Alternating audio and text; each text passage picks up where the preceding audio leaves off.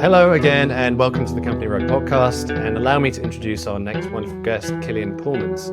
Killian is on a redesigning the workforce mission by helping teams to embrace creativity and inclusivity in their product development. He uses his engineering and systems design background, and he's been able to use those to enhance the innovation capabilities of over 500 teams ranging from startups to global organizations across Berlin, Melbourne, Singapore. He's the founder of Pink Hammer because he believes we need a different view on innovation to tackle today's societal challenges. So they offer interactive training programs created and facilitated by a diverse group of designers, engineers, neuropsychologists, artists, and activists. They specialize in creating virtual and collaborative environments for your team, with expert facilitators guiding you every step of the way. And the goal is to build an inclusive and creative workforce that creates products and services for the full spectrum of society. As you'll see, we went into quite a few different areas in this chat around diversity, inclusivity, LGBTQI, and anything relating to the catalysts and barriers that are seen in relation to those areas. So really hope you enjoyed the chat. It was a really good one, and enjoy it. So, hey, Killian, so good to see you again, and thank you very much for agreeing to come on the show. And I'm really glad to see that you're still using that super fancy signature microphone that just has a warm glow to it. And maybe that's another story, but I want to talk a bit about you. And, when we first started working together, I'd been working in the innovation space for a few years. I think it's fair to say that often you and I, we see the same old strategic design and governance frameworks and the techniques, and they all get rolled out. But yet somehow when I was observing you in action, I was thinking actually you were able to make it all feel very energizing, very fresh for the 40 or so enterprise level insurance clients that we were working with at the time. And upon reflection, I think you can be super proud of the fact that a lot of it comes down to you, in my view, your personal touch, the energy that you bring, and just your approach to facilitation. So let's start the conversation with you and tell us a bit about some of the things that really energize you, and we can reference the microphone if you want to as well. I love that. Well, first of all, thank you so much for having me, and for that nice introduction. Yes, I think it was, for me, that was a really cool project as well. I think we did that as a yearly project where we took 40 people from this insurance enterprise and guided them through the whole design process. And I think what for me is coolest about projects like that is creating somewhat of a space where people can really be creative and kind of themselves. I think facilitation for me, number one, is creating that safe space for others. So that is what I always try to do whenever I host these kind of workshops. I started doing that in the beginning of my career in real life, in organizations, within rooms, actual real life rooms. We still worked in those back then. And that was kind of an easy way, because you would walk into a room and you could change this atmosphere of a room. You can really kind of present yourself. And I think what I try to do as soon as I build my own business and do everything online is I try to create this atmosphere. Also, that's where the microphone kind of comes in, but it's creating this atmosphere where you're still the facilitator, but you can kind of play around with the energy and with the energy within Zoom or within Google Meet or wherever you host it. So that's one of the reasons why I love facilitating and why I love facilitating this creative process so much, is to really allow people to be themselves, be creative, mostly take them out of the context of the way that they work day to day normally, and play around a little bit with it. So let's break that down a little bit. I mean, you're staging it. It sounds like it's almost like a production of Killians, that you're putting this thing together. You've got the background, you've got the campfire represented in your microphone, and everyone gathers around it. Is it that kind of thing? Well, there's a lot of a lot of tips and tricks to it. I think number one is I learned a lot from really great facilitators in the beginning of my career in person. So there was a lot of people in organizations that I worked with that had acting backgrounds, and they taught me how to own a space, like I said, as real life space. And I try to adapt some of those things in a virtual setting as well. I think it has to do a lot with little rules in the beginning of when people come together, making sure that people feel like they are the first ones to speak, making sure that they, at the beginning, are allowed to share something about themselves. I also always introduce people in the forms of avatars. I love this digital space because I think actually this digital space, if you look at it from also like a gaming context, I feel like you can take on this new character within a digital space a lot. And I think a lot of people said that creative work and innovation work within a digital space is sometimes hard.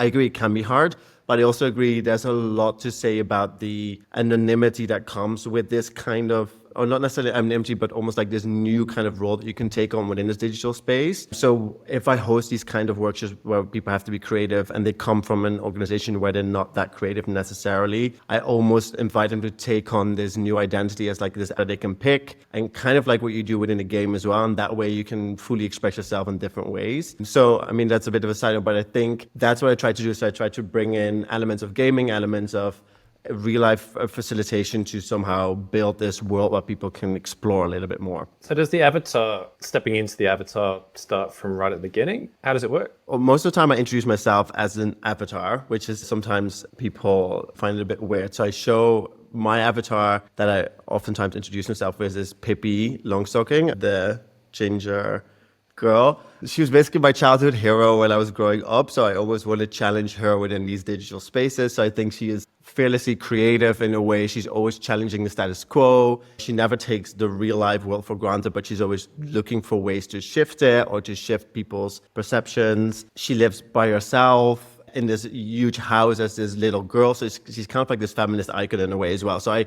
always try to channel her in a way. So I introduce myself with her and I show a picture of her. And then I have this huge list of different people from different cultures, different movies, and people can then pick one of those avatars and introduce themselves as that avatar. And that's kind of the opening of some of the sessions that I do. Oh, wow. Amazing. I mean, that's so good. The fact that just from the start, you're in a different world, and you know you're in a different world because you're taking on a character, you're taking on an avatar, and you're actually thinking about the characteristics that you represent in a way that you wouldn't usually use to describe yourself, right?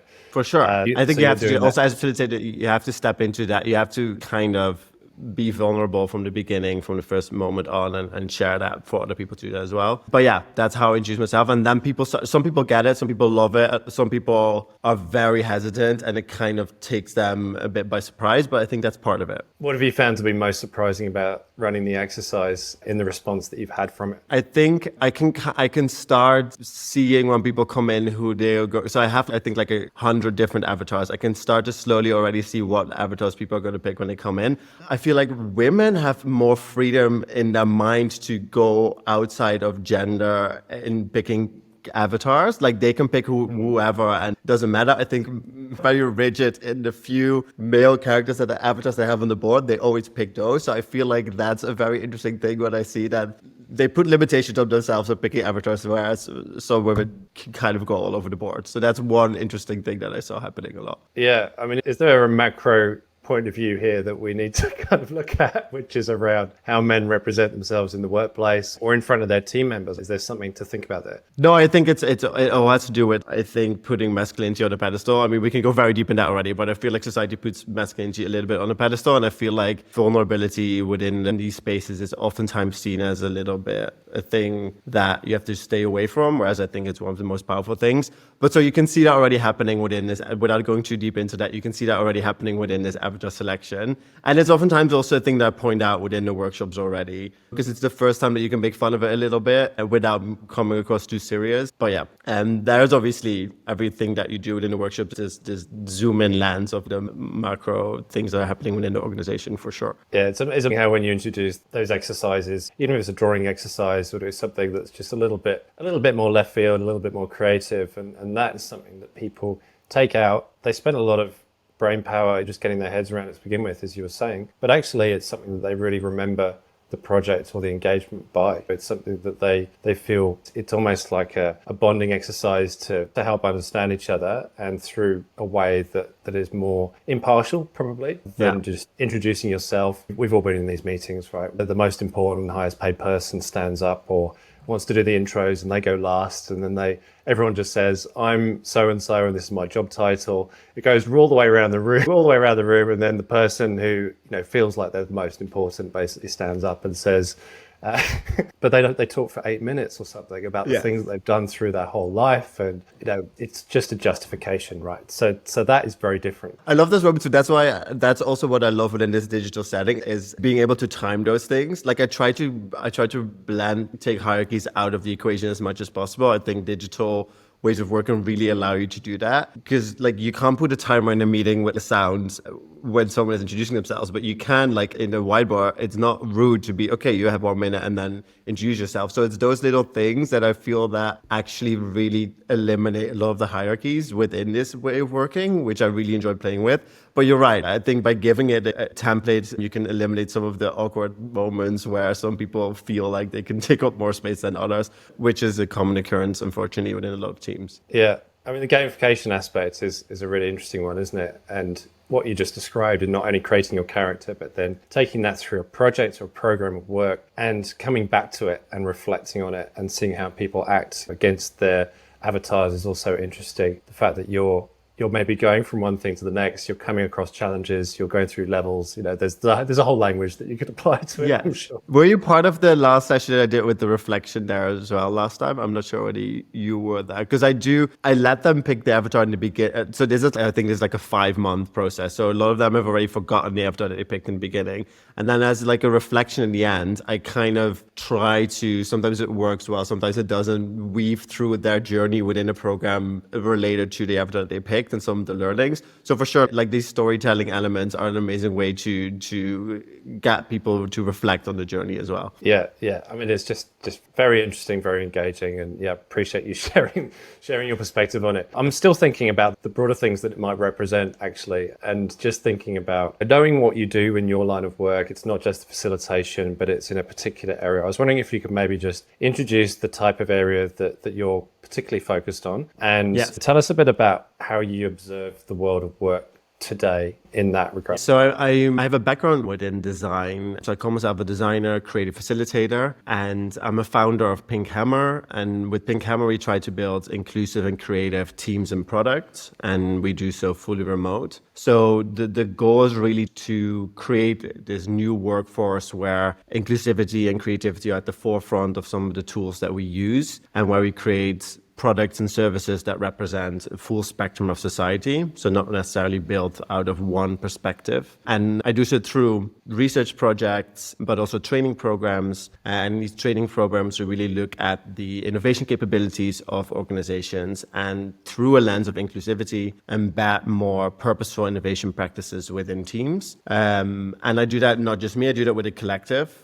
So what I really saw was interesting is that a lot of the people that I work with are not from corporate backgrounds, are not from big organizations, but are more so artists, activists, writers. And I bring those voices into the training programs and into the workshops that I facilitate, just to make sure that we break out of those stereotypical corporate environments. So inclusivity is a big part of it. From my background as a queer person, I bring a lot of queer perspectives in there as well. Gender identity plays a big part in it, but there's also a lot of more cultural differences that other people within the collective bring into those workshops. So we all have our own different lens on how to look at the dynamics within a team. So the whole goal is basically to shape, hopefully, the workforce in a different way that's already kind of happening, but making sure that there's space within organizations for people that they think differently, and especially looking at innovation practices. Yeah, that's super interesting. And I think just as you were talking, we were thinking a little bit about, I guess, some of the constructs, the social constructs and the stereotypes that exist. Unconscious bias is obviously prevalent in a lot of walks of life. You can't avoid it, right? And I'm wondering whether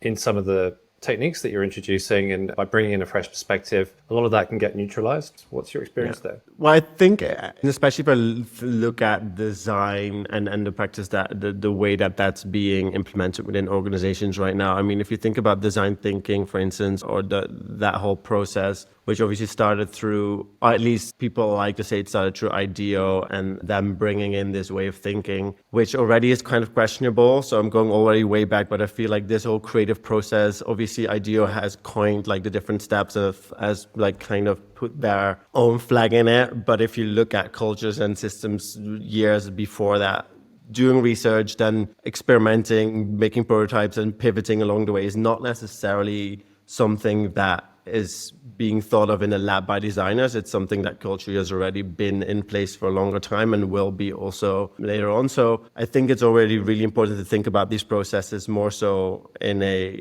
human way of doing things, instead of a company coming up with a process like that. But one of the things, if you look at these different processes, I think an interesting part is if you look at conducting research, for instance, I feel innovation practice has always taught us that we have to go out into the field and talk with our customers and then come back and make write down insights and then pivot or create our products a certain way. What I think the next step is really not just going out as a team to a specific context and then coming back, but it's really bringing different people on board within the organization. And I think that's a thing that I think the very first thing that we thought of as designers is we're in this ivory tower and we think of new products and services, we create them and we just push them out. The second part was, we are in this ivory tower, but we actually go out and harness insights and then change it. And I think the next step is that whole ivory tower is broken and we create it together. I mean, with co-design systems, you already have that, but that's still kind of going out into context and bringing back insights. I really believe in completely dismantling that and making sure that people are on board for the whole process while you create some of the innovations, some of the products that designers are making. So that's one aspect of the inclusive design process that we bring in. It has to do with research, it has to do with persona building, looking at different aspects of people's gender identity, people's privileges within society, taking that into account when you create personas, for instance. So it's all those different steps within the process that we're being thought of in innovation practices that I feel we can really shift and change. And at Pink Hammer, we're working slowly through a lot of those steps and kind of redesigning them along the way. We're not at all done yet, but all of those steps in between, we're taking on a different lens and trying to educate ourselves to change those and then bring that back to organizations. It's definitely a transformation of sorts, isn't it? Where you're thinking about the broader ambition and the longer term ambition and not only where it has been, but how it needs to take shape moving forward and what you're aiming at. And actually setting a lofty goal around it can be totally intimidating for a lot of people involved. How do you take them along that journey and where do you start? It can be very intimidating. I think the intimidating part brings me back to when I first started out doing this kind of work. I was working in Berlin at the time, and there was this organization that was, in a nutshell, kind of bringing these big organizations from Germany. And you can imagine Germany is a very conservative country. The corporate system is very hierarchical. And they brought a lot of these organizations to Berlin, which is obviously has this very creative atmosphere, into the startup scene there, which is where I was working as a coach, and was trying to teach them how to practice innovation in a more startup way. And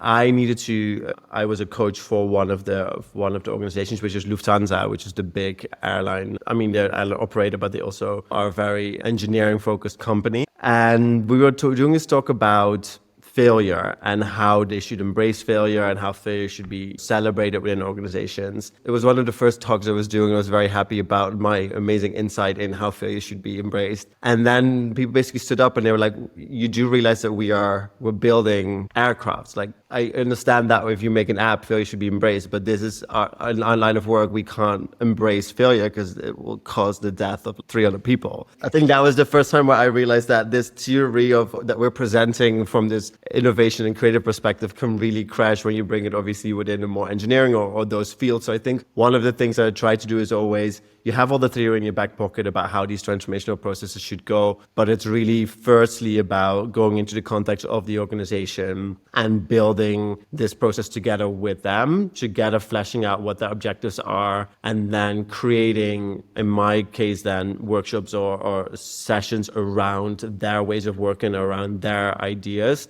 And then slowly, like a Trojan horse, bringing in these ideas of failure and stuff. But it's just if you design a product, you also get input from the users. This way, if you engage with organizations in such a process, you first have to do a lot of research into the organization and then craft your services around that specific organization for it to land. So that's one of the ways that I try to do it now, is building it together with them or building these processes together with the clients. Okay. And do you tell them it's a Trojan horse type strategy? Do they know that more things are coming in? It depends on who you talk to. Some organizations don't really know what is part of, for instance, all the sessions, but they do at the end of, for instance, a project, and they do at the end, they see the feedback. So I think that's a good thing. So sometimes it's good to not tell everything, I think. What was the fast forwarding on that Lufthansa story, what was the most ambitious thing you were able to achieve? At Lufthansa, there wasn't really a big ambitious thing to start to achieve that, to be honest. In my time in Germany, I learned a lot. I worked within the startup ecosystem a lot, not just in Berlin, but all over Europe. So I learned how to build design teams and to build these processes in tinier teams. And I also learned how to work with these more hierarchical organizations. So in that sense, I learned how to create transformation in an organization, but I think the biggest things that I've started to see changing is actually lately when starting my own company. I think one of the bigger projects that we're doing right now is within the Caribbean. So we're working with PwC. It's been a year already, and that's a project where we start to build a community within a big organization.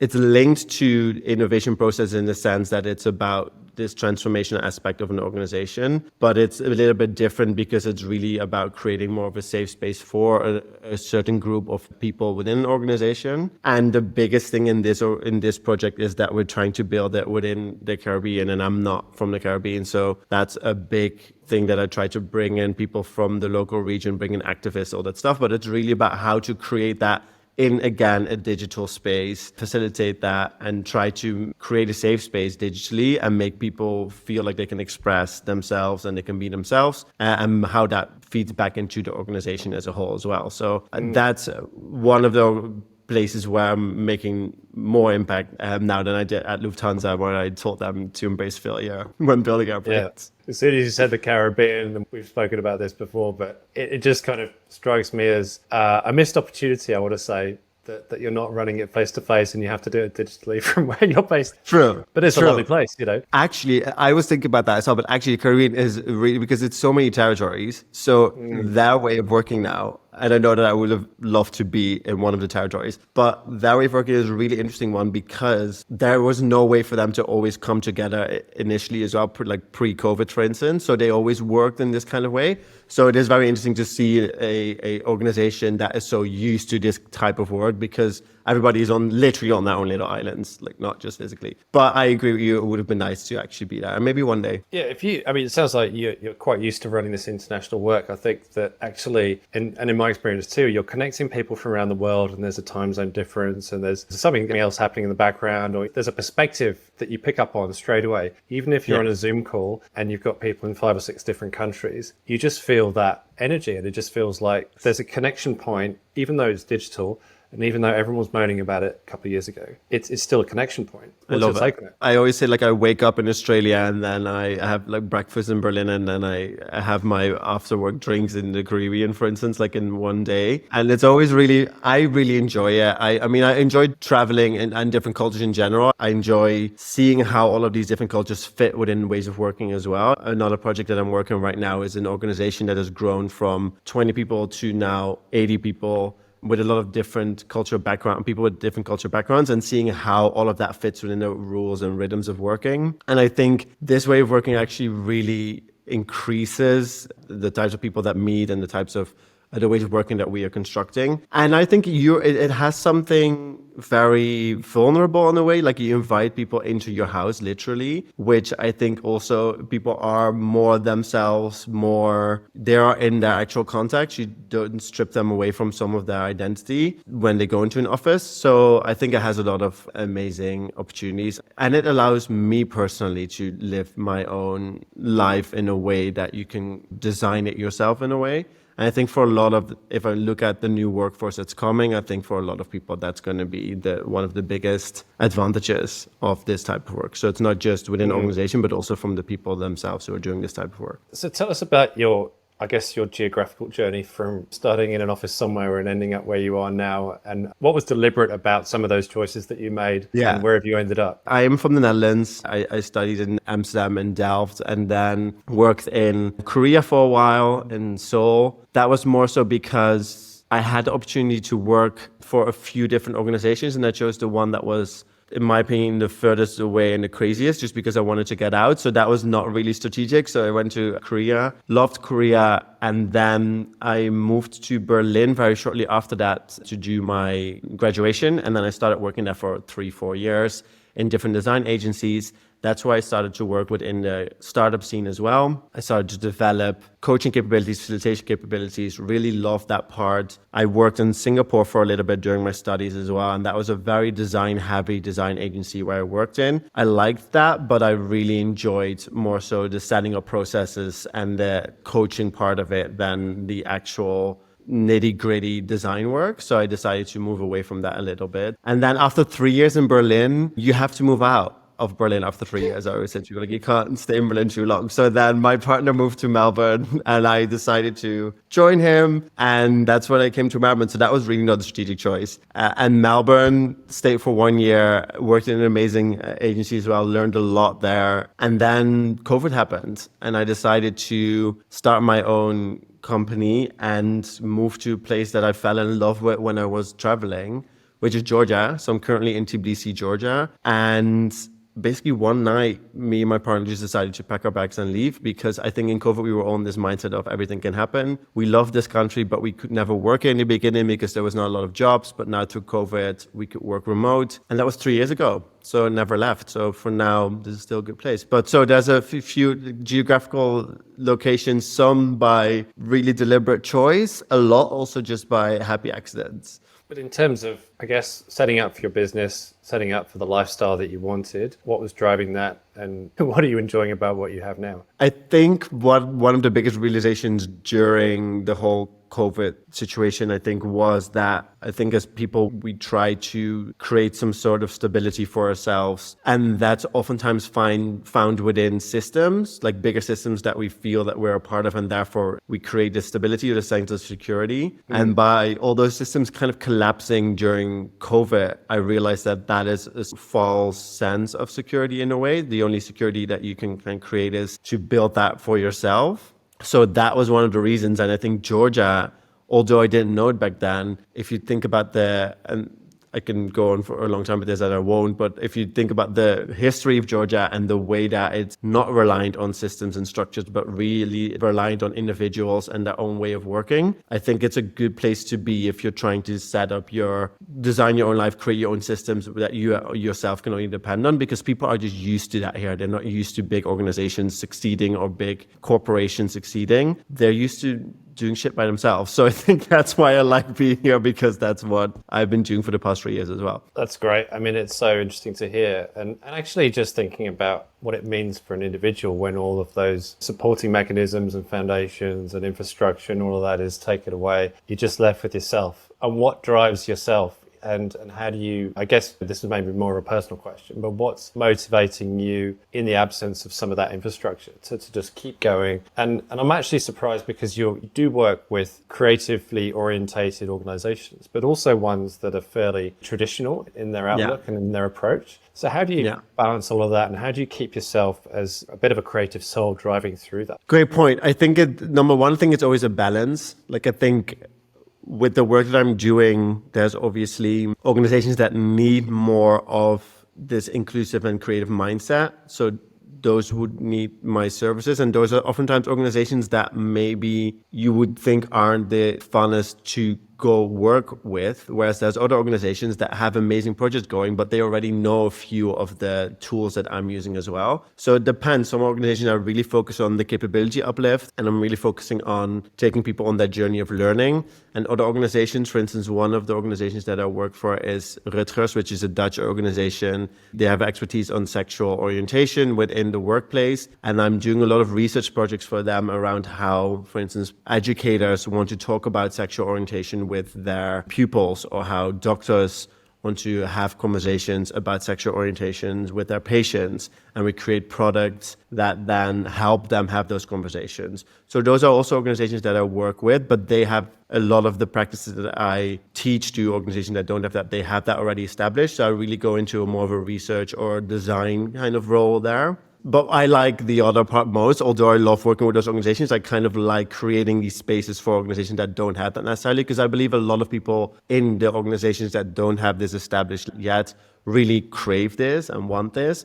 And I guess that's kind of what keeps me going, so to say, is I think one of the most powerful things that you can do in life is being a person that you needed when you were younger. I think that's a very much of a cliche, but that's kind of what I still think is an amazing way or a thing to strive for is what wasn't there when you were younger, and what would you have needed to be there, and can you become that person that creates that for others? And that is, I think, what I'm trying to do with Pink Hammer. Is I think once I was studying and graduated, I saw a lot of opportunities, but I never saw myself really being reflected within a lot of different organizations. And I always had the feeling that when I was working somewhere that I had to take on a certain role to fit within that organization. And I think that loses a lot. When you have to do that, you lose a lot of the things that make you special and the superpowers that you have as a person. And so for me with Pink Hammer, I try to create these spaces within organizations that people can show up as themselves and therefore practice creativity or innovation in at least a way that's more real to them. And by seeing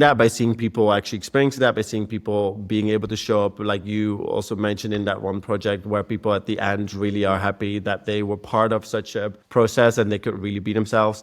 That's the thing that I love most and that I love seeing most. So every time I see that, that's what keeps me going. I also just love it. Like I say, that keeps me going in a way that it's like a thing that I have to really, but I love what I do. So I don't need that much to keep me going, but those things make me even happier. It just goes to show what a bit of focus and what ambition can actually deliver for you at a deeper level. It's not just about where you get to in terms of title or money or badge or anything like that, but actually if it's tying into something that you felt like you were missing when you were younger, and it's building that version of yourself effectively through helping others. I mean, you're just hitting all the bases, right? I mean, it's very healing in a way. It's kind of like going through a healing process within organization that you also go through in your own life. But it's also, I feel we are on this trend as a society where everybody's looking for their one passion and trying to find that one mission statement for themselves. And I think I was on that trend a few years ago a little bit as well, where it was this Oprah moment where it was, what is the thing that you... And I also feel like we can sometimes kind of get lost in that and try to define that too clearly for ourselves, because I feel sometimes you don't have to necessarily... I mean, this is very against what I just said about showing up as the person that you need when you're younger. I also believe that sometimes it doesn't have to be that deep. Like it can be you working and you'll find that one day. But I feel like it's also, as a society, we've tried to really become, everybody has to be their own like savior and stuff. And I also don't necessarily subscribe to that idea. But if you find those nuggets where it can be healing for your younger self and you feel like you can make that change, then definitely that's amazing. But also don't try to craft that in such a purpose statement way, I think, because we can kind of get lost in that as well. Yeah, I think it has an interesting implication for working within teams and leading teams from a point of view of empathy, but also if you're on the one hand hearing about, like you say, and maybe this is kind of 3 years ago or whatever, but people are still doing it. It's around self-reflection, self-awareness, and really looking within, being quite introspective to try and find what your place in the world is and where you think you should be going, versus those that would actually be quite comfortable being led. They love being part of something, very community orientated, and it's not as simple as that. And there are lots of different variants, obviously, between those two opposites. But actually, there's comfort in both ways. You can find yourself through belonging in a group. And that's why a lot of people choose to work within an enterprise level organization or choose to work within local government or wherever it is. But there are those that would be more inclined to, I guess, try and figure out who they are and who they stand for to then bring that to other people as well. Reflection. For sure. Yeah. And I think...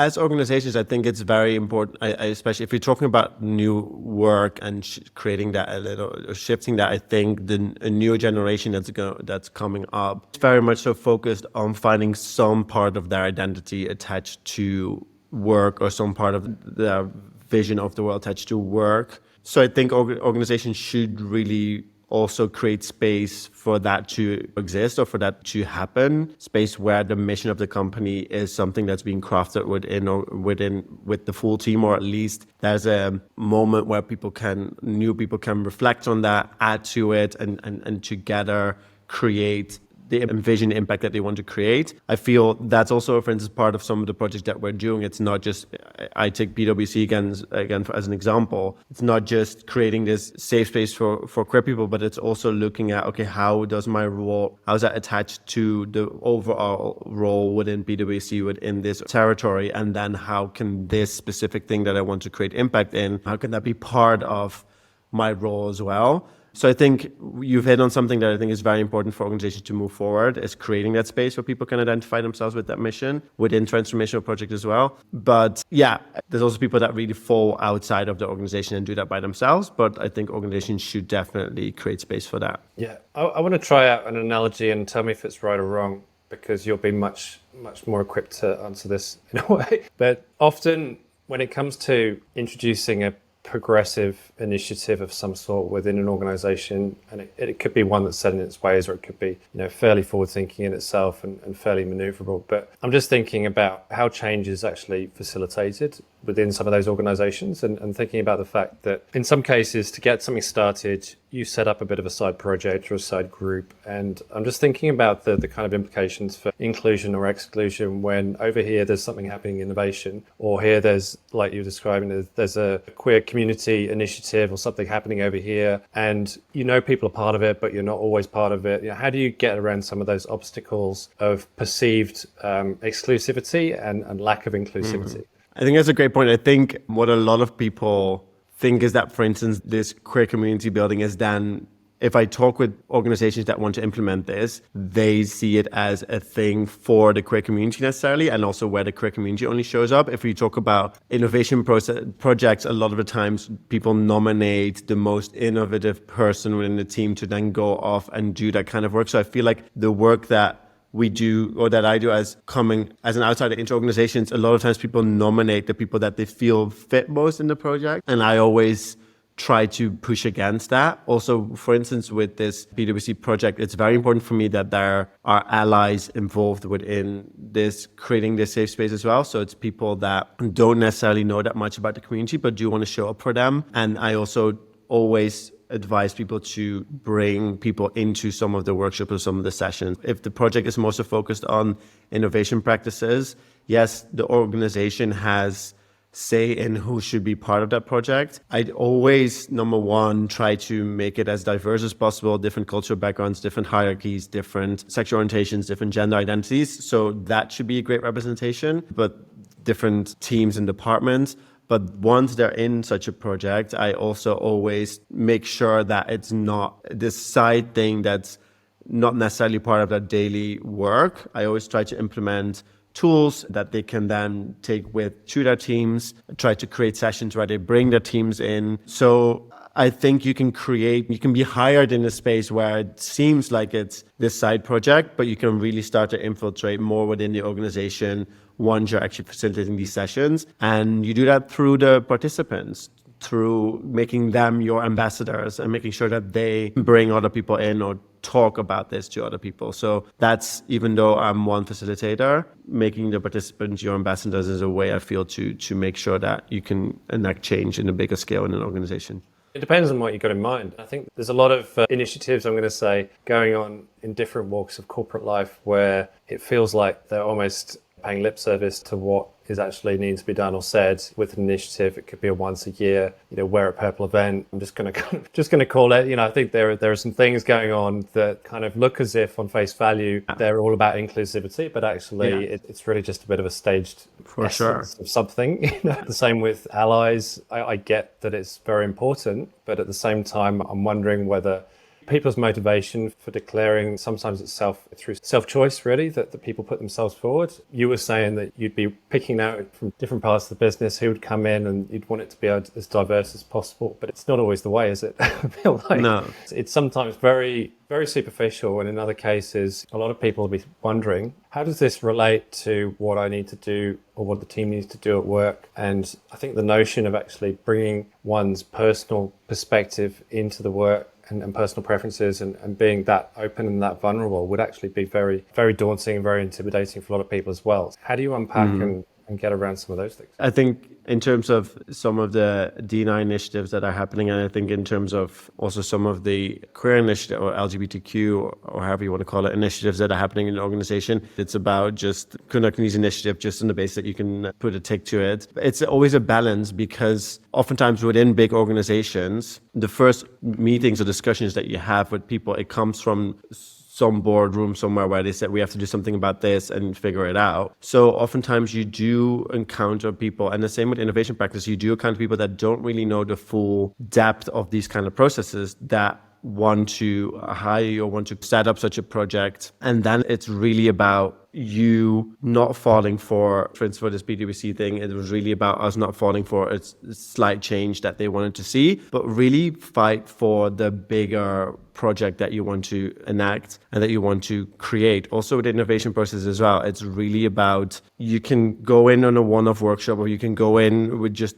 trying to teach some capabilities, but you really want to fight for the bigger project that you want to put on. And I always try to do this by creating sessions that talk about this bigger picture with participants. So even though within an organization, the buy-in you might not have from the person that you were talking to, once you have the participants within those sessions on board and create this bigger vision of the organization and show the bigger picture, like I just said, also this ambassador type of people, those are the people that then tell that forward or that then go to their team leaders and try to bring in bigger projects. So even though you don't have it in the beginning, you can create the sessions in a way that paint a bigger picture for an organization, paint a bigger future, and also create a step-by-step plan on how to get there. So that's something that I try to do.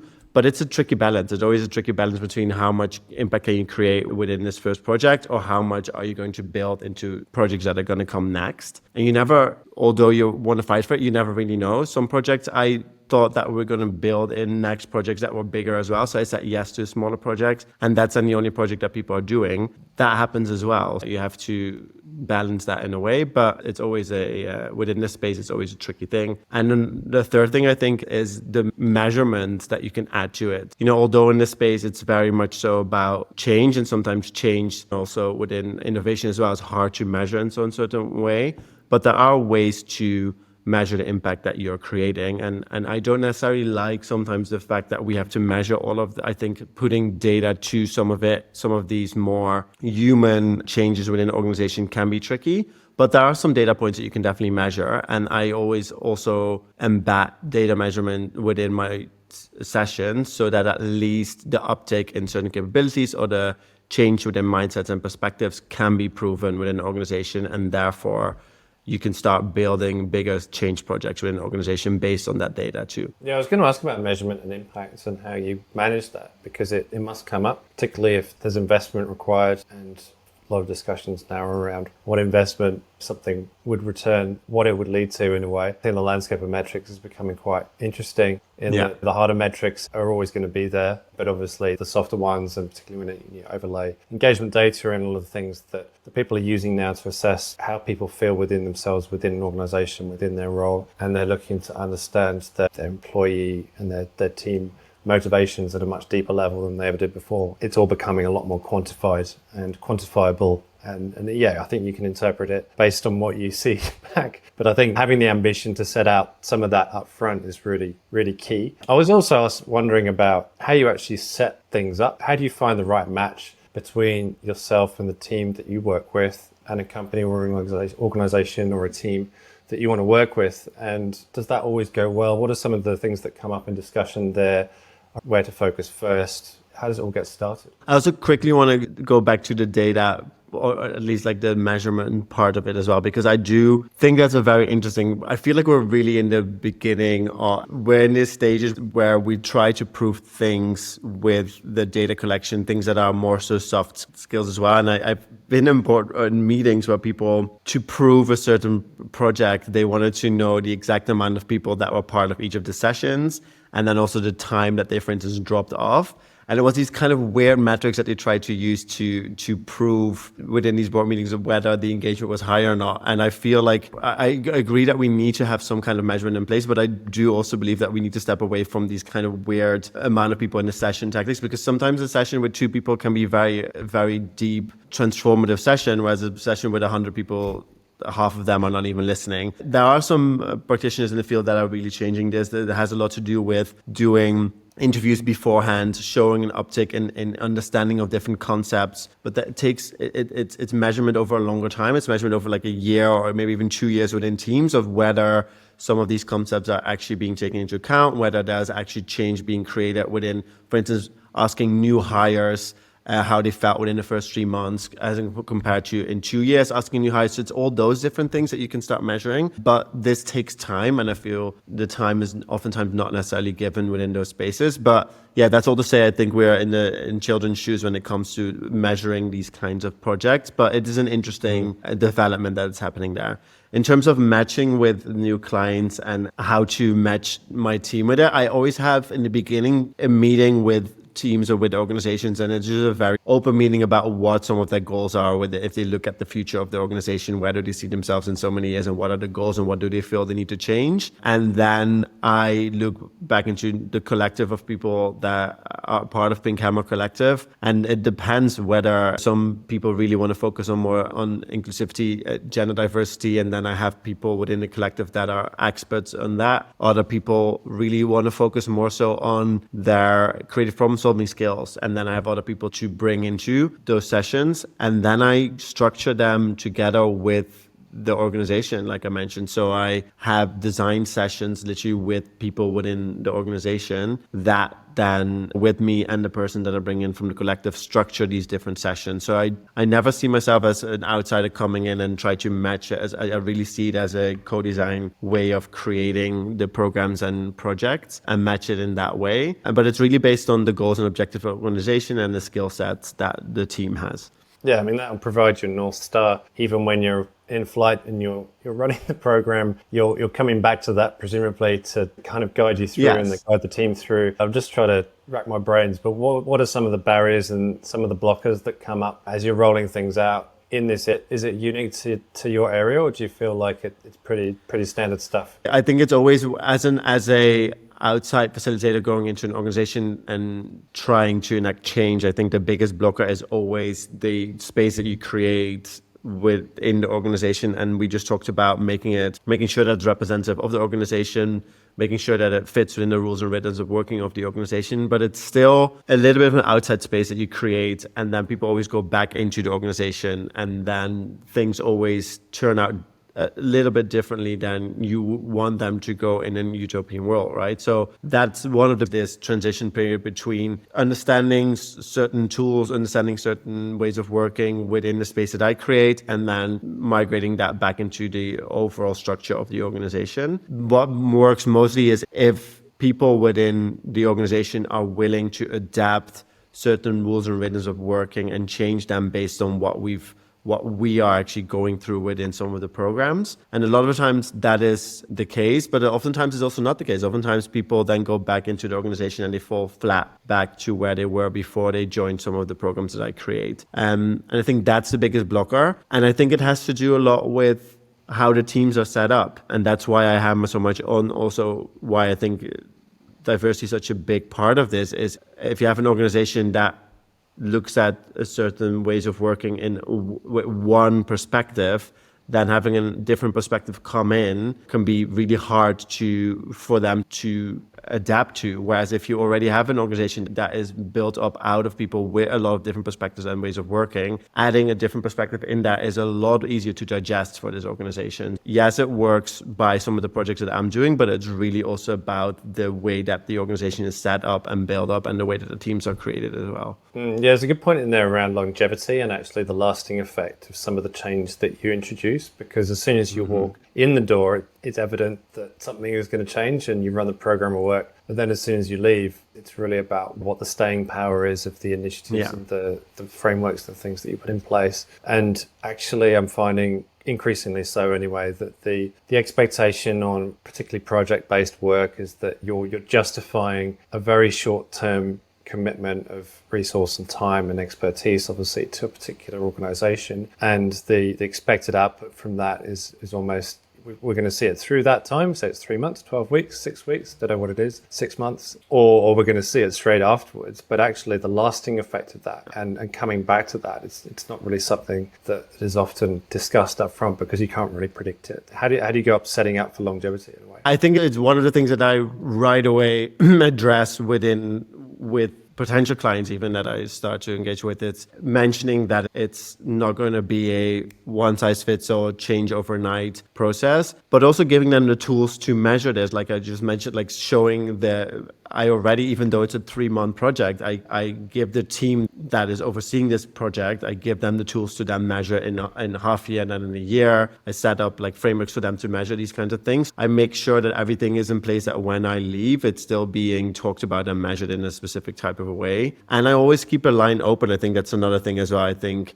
with all the people that I work with and all the projects that I work with, I still have a lot of contact with the participants and with the clients too. I do see it as a longer partnership there as well. So even though you're in 3 months in a big process, it's an updating thing where I also still provide them with different templates. I still provide them with different ways of thinking. I sometimes send them just a video of things that I think they should be changing or things that just popped into my head. So I never see it as a 3-month commitment, although it oftentimes is. I see it as a longer term commitment, but that's a thing that I address within the beginning as well. And some organizations see the value of that, and those are the ones that I decide to also work with, and some really don't. And I also honestly can then say that oftentimes those are not the clients that I initially then say yes to. That's really worthwhile, isn't it? And you're going above and beyond, and probably beyond a lot of what consultants are expected to do a lot of the time, or would do, because they're off on to the next thing usually. But yeah, really, really good practice. And just really immersive, the fact that you're treating it almost at a human level and keeping in touch and interacting like you would do with friends and family, people that you know well. So that just normalizes. It's also because I think a big part of that is also because I expect a lot of, it's deep. I expect a lot of vulnerability within some of the projects that I'm doing as well. I expect a lot of them being themselves, all that stuff. So when you expect that, it becomes a little bit deeper, and I don't want to, it's almost fake if you expect that, but then step out and then create this connection, create this space where people can be themselves and then feel like you can just leave and that's it. I feel if you expect that, you also want to see that true. And I think that people resonate with that, but I think it's your responsibility if you ask that of people to then also make sure that's real and that there is a real connection, that you see that true as well. Sometimes even though the organizations might have a different view on that, but yeah, so if you expect that from people, I feel like that's what you have to put into. What strikes me as being particularly unique to this area is that it's very much striking at the chords of what people stand for in themselves. So anything that you work with them on, for one, it's going to be quite different to what they're going to be working on in their day-to-day roles usually. Mm-hmm. It's going to take them away from that, and it's going to just go right to their core and actually connect them to something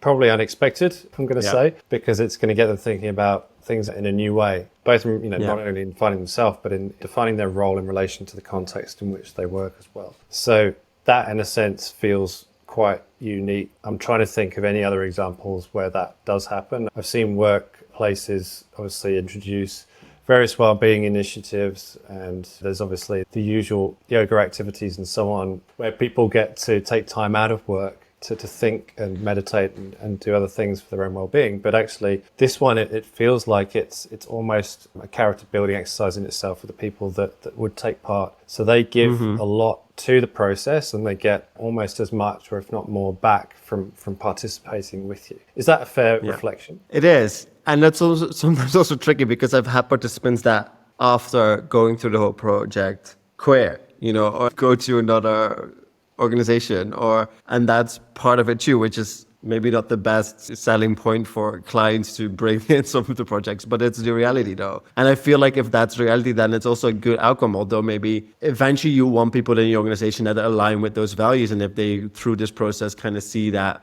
might not be the case, or see something else in their future, then that should also be an option. So that's a fair assessment. I try to focus mostly on not necessarily putting that part of some of the programs at the forefront. I think it's a very esoteric way of looking at it, which I embrace that fully, but I think it's also scary for a lot of people. So I focus mostly on the creative problem solving skills, the inclusion practices within product development, all that stuff, because I think those are things that people are less scared of. But again, maybe it's a bit of a Trojan horse way of then I use those templates and use those processes and use those systems to then go a little bit deeper. And I think if you want to get good results out of these processes, you have to go that bit deeper. I think the best practices are the ones that people put the parts of themselves in. The best projects are the ones where people really can identify with the impact and with the outcome. So I'm not afraid of bringing that at the forefront, but I know that some clients don't see it that way. But you're completely right when saying that it's transformative, not just for an organization, but also for the individuals as well. I want to touch on one other area just before we close, which is around the fact that sometimes consultants and initiatives are put in place to really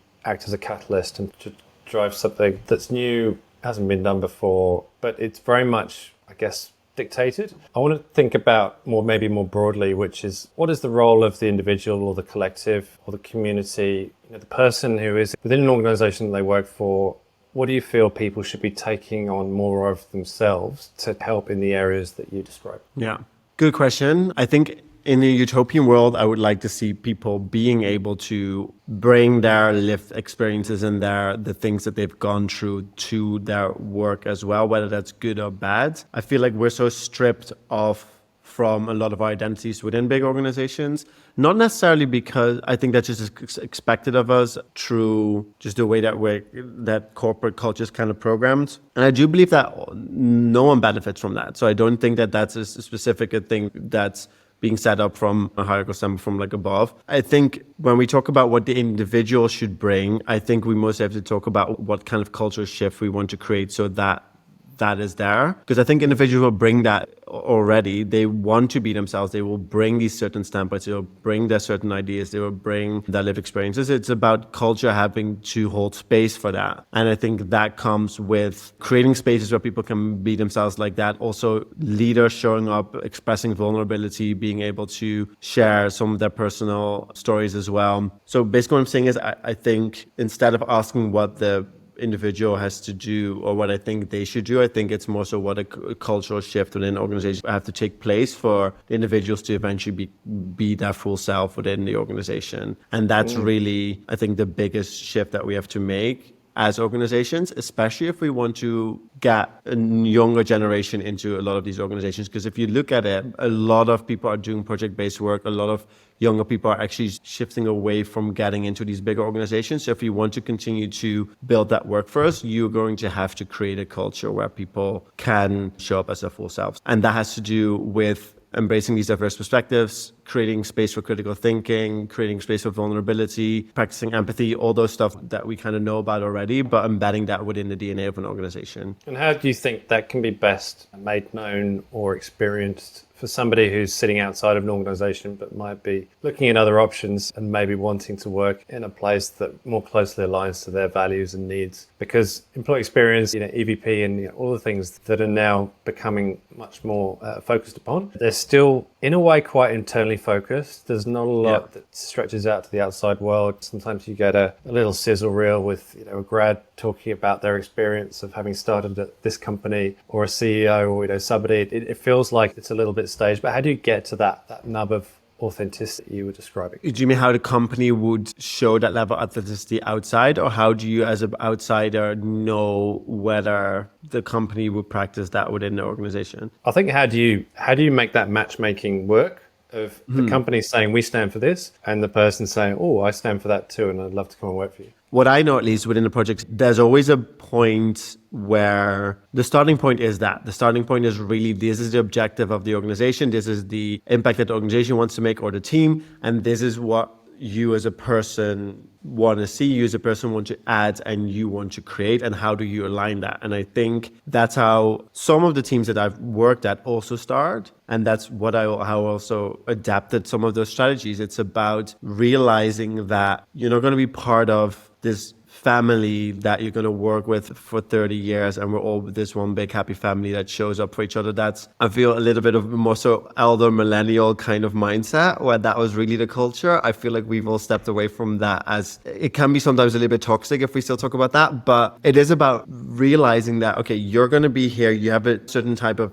vision of what your work should be, what your skill set is, and what the impact is that you want to create, and also what the things that you want to learn. We as an organization want to do this and this and this. How can we align that for a certain period of time, whether it's a year, 2 years, 3 years, and how can we make sure that both of us benefit most from each other? And let's have an open conversation about that from the start. And I think that is the way to do, whether that's on a project basis, really internally with teams, this is what we want to get out of this project. This is what we want, what you individually want to add. How can we benefit from each other?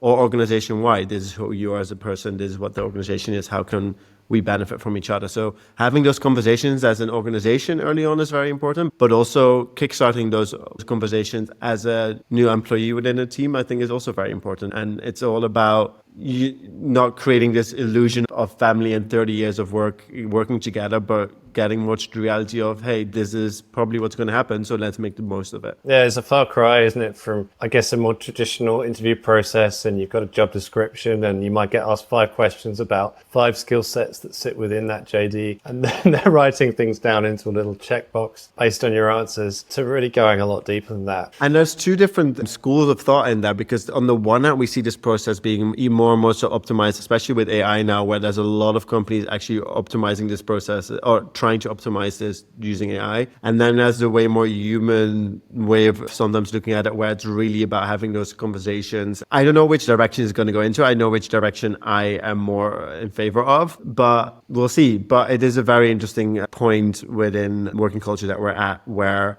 I think we're more and more so realistic about what we want, and organizations are more so authentic about what they want. And I think that's a good thing. Yeah, it's actually going to be my final question, which is really around, if you see this playing out in the way that it's starting to play out, and in the work that you're doing, what do you feel like the impact could look like, and what could the change look like that would be made possible through some of these initiatives getting started? It all started from when I was working in Berlin, going into these accelerator programs, these startup programs, seeing predominantly mostly straight white males coming up with these apps that would deliver food faster and would do this faster and would create it. It was very much a certain type of demographic that were creating products for a certain type of demographic. And I think that's really that was the moment where a lot of the things that what I'm doing right now kind of fell into places, where I realized, oh, wait a minute. I think if we can create a culture where there's different types of people with different types of backgrounds or different types of views of life, create systems and create products and create services,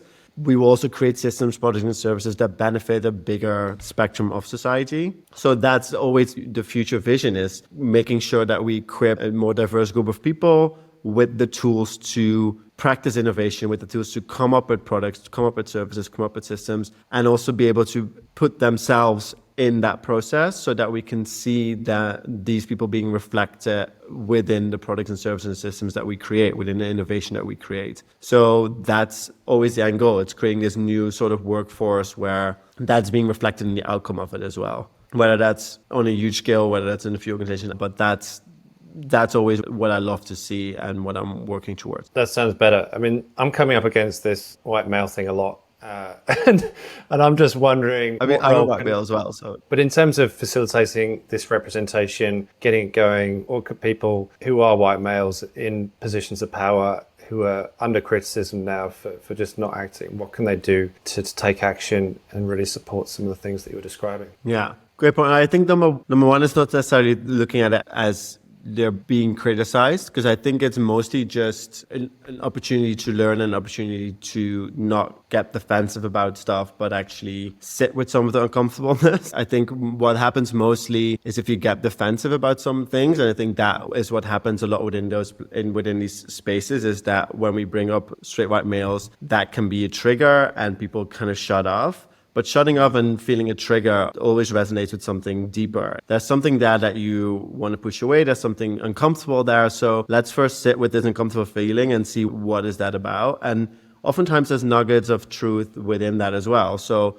I think it's number one, really self-reflecting and unpacking some of the own things that you've gone through. And then I think it's about realizing that your vision of the world is not the default, and your experiences that you've created are not necessarily default. And although you grew up in a system where we kind of see that as a default, so you have to almost unprogram your own mind to realize that, wait a minute, I'm just one of this huge group, and there's so many different perspectives, so many different experiences. And if someone else comes up and shares their perspective or experience, that is just as valid as my perspective of experience. I don't have to have gone through a certain experience to validate it or to say that that's a correct experience. I don't even have to understand it. I just have to create space for that. So once you've gone through unpacking your own self-defensiveness, and then once you've started to realize that you're not the default, it's about creating spaces for others to express their point of view and realizing that sometimes it's yours to step out of the space and other people have to come up and create those, share their points of views and lead some of those projects and embed some of the experiences within projects. So I think it's those 3 steps. And that's the thing that I think we all have to do. It's, for instance, also why within this collective, I realized that I shouldn't be speaking for a lot of the things that I stand for, just because I don't necessarily have all the lived experiences to back that up. So that's why we create an organization or a collective of people that do have those lived experiences that can step forward. So I think that's a big part of it as well. It's knowing when to lead and knowing when to lead from the back and knowing when to create space.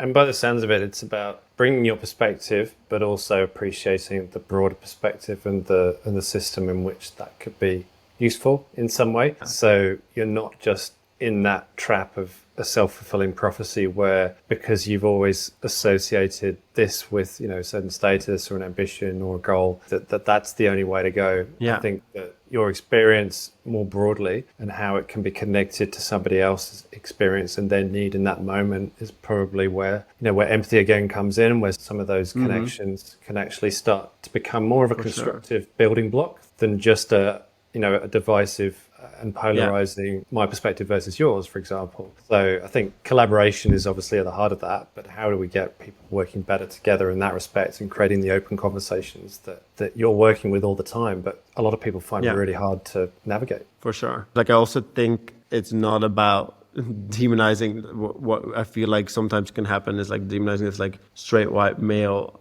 idea, and we can go into that. I don't think that's necessarily what we're looking for. It's just about balancing leveling the playing field and making sure that there's room for all of that, instead of this feeling that I feel that I get sometimes, and that I feel a lot of people also in this field, that it's very much about bringing people down and silencing, but it's more so about lifting other people up. And then from that collective playing field, start to build together, basically. Yeah, fantastic. Well, thank you very much, Killian. I really appreciate your time today. You've left me with a feeling of hope and, just encouraging to hear about all the amazing work that you've been doing, the fact that things can change, the perspectives, the constraints that we set for ourselves can obviously be broken down in some way or another, and we can all be creative, we can all feel empowered, we can all feel like a version of our superhero, childhood hero, whatever it is, we can do all of that stuff. Exactly. Just look at it through the lens of Pippi. Like, things could change because reality is there to bend and to twist and to make your own in a way. So it's never set in stone. No, it's brilliant. Thank you very much. And thank you for having me. I really enjoyed that. What was the reason for Pink Hammer? You could have chosen any weapon, tool, instrument, anything. Why was it a hammer? Actually, it was so a couple of things. It was during my time in Melbourne where I came up with this during some kind of meditation session. And I felt like Pink Hammer always stood for breaking down some sort of the old institutions, but then also building new things. And I think a hammer was a great analogy for breaking a tool to break things down, but also a tool to build things. And then there was this kind of masculinity, femininity aspect of it, because I thought a hammer was such a masculine kind of thing. And then a play on it with pink, which is traditional feminine, bringing that in, but kind of playing with that, twisting it. That's what it all came down to. And then it just kind of stuck. So it's all of those things combined. Yeah, it works. It's brilliant. Thank you. We usually finish by asking our guests how people can get in touch with you. If they wanted to reach out, I know we've always enjoyed our chats, but if they wanted to find you, connect with you, how would they find you? They can find me on, I feel like I'm an influencer now. They can find me on LinkedIn, both Pink Hammer, but also Killian Poolmans, my name. You can go to pinkhammer.space where you can see all the updates. You can go to Instagram, Pink Hammer, where you can see updates. And you can go to... No, that's it. I think that's it. That's it? Yeah. All right. Well, thank you so much. Really appreciate your time tonight. I'm sure our listeners are really going to enjoy this one. So yeah, thank you so much again for your time. Thank you so much too. Okay, so that's it for this episode. If you're hearing this message, you've listened all the way to the end. So thank you very much. We hope you enjoyed the show. We'd love to hear your feedback, so please leave us a review and share this episode with your friends, team members, leaders, if you think it'll make a difference. After all, we're trying to help you, the entrepreneurs, kick more goals within your organizations. If you have any questions about the things we covered in the show, please email me directly at chris@companyroad.co. I answer all messages, so please don't hesitate to reach out. And to hear about the latest episodes and updates, please head to companyroad.co to subscribe. Tune in next Wednesday for another new episode.